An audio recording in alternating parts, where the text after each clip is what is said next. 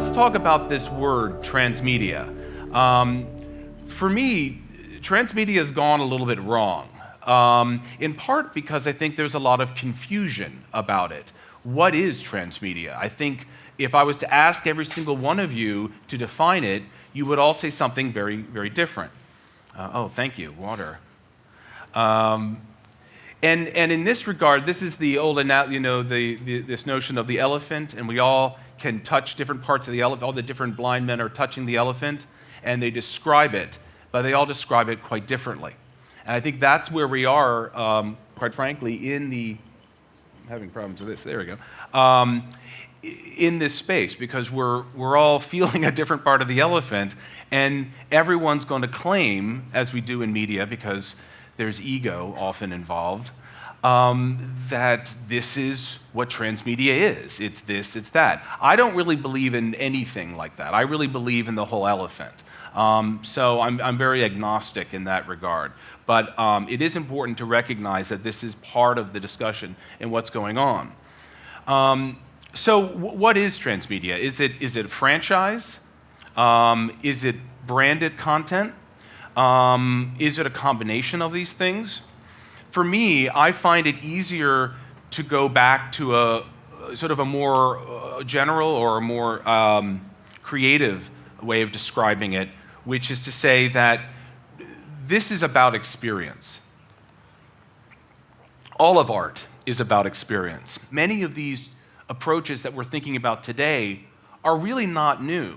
What's new is the technology and the ways in which we can sort of reach and connect and engage the audience. But our job as content creators, as filmmakers, as storytellers, is to engage.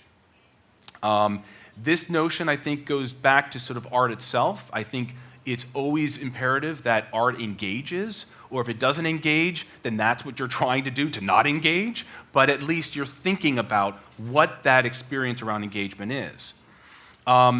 It's always guided by user behavior, whether we like it or not. I think we are now in a time where the audiences have moved ahead of where the of the producers and the content creators are. And so we're needing to start to catch up to understanding that user behavior.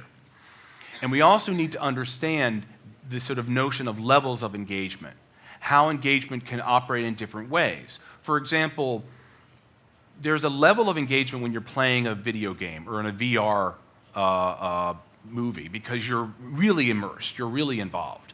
And then there's a level of engagement of watching a television program or a movie.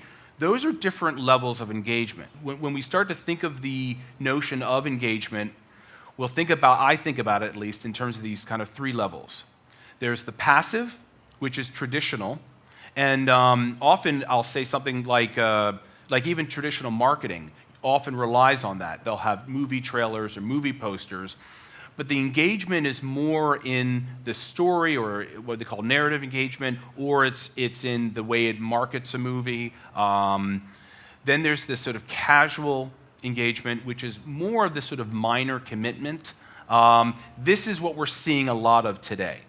This is the very kind of like the apps, the games, sort of this kind of swag, as we call it in marketing, where people sort of go and kind of, oh, I'm thinking about this movie because I'm playing a web video game or something like that. This kind of engagement is interesting and people are playing with it, but it is lacking something. It doesn't have that sort of meaning or value necessarily. And then there's this active engagement. And this is something I think is the most interesting space, although when it becomes very active, or shall I say, when it requires the audience to become very active, you have a lower number of participants. So it's really important to understand why you're making it active, how you're making it active.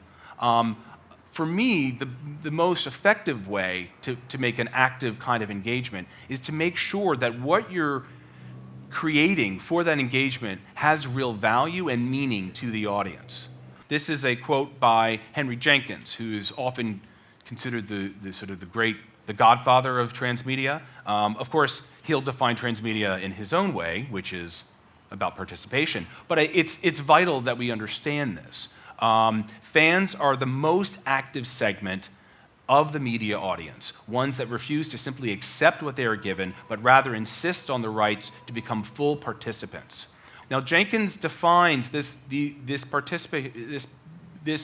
participatory culture in these 5 aspects, and I'll read them because it's really important. One is participation must have a low barrier of entry. It can't be so hard that people drop out. There should be ample reason and desire to share among the participants. There is this sort of often this component of training or knowledge transfer from someone, a mentor or someone of experience and knowledge.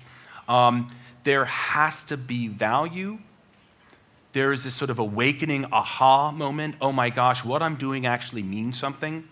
And then finally, this should encourage the social connection between other people, the sort of coming back to the community and then wanting to live it with all these other people.